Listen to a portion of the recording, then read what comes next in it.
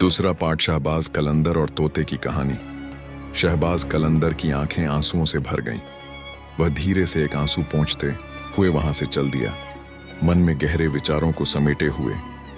अगले दिन जब वह पुनः उस शिकारी की झोपड़ी पहुंचा, तोते ने बेचैनी और उत्सुकता से पूछा, क्या मेरा संदेश पहुंचा?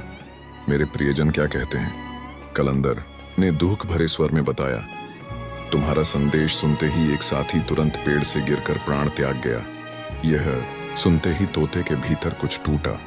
वह पिंजरे में जोर जोर से फड़फड़ाने लगा, पंखों को तेजी से हिलाता हुआ, और फिर अचानक जैसे बिजली गिरी हो, वह स्तब्ध होकर निष्प्राण सा पिंजरे के तल पर पड़ा रहा। शिकारी ने निराशा से देखा, अरे यह भी मर गया। उसके चेहरे पर हताशा के भाव थे। उसने गुस्से में पिंजरा खोला और तोते को बाहर फेंक दिया, और तभी अचानक जैसे जीवन की नई उमंग से भरकर तोता हवा में पंख फड़फड़ाने लगा। एक पल में वह जीवंत हो उठा और आसमान की ओर उड़ गया, आजादी के नीले आकाश में खो गया।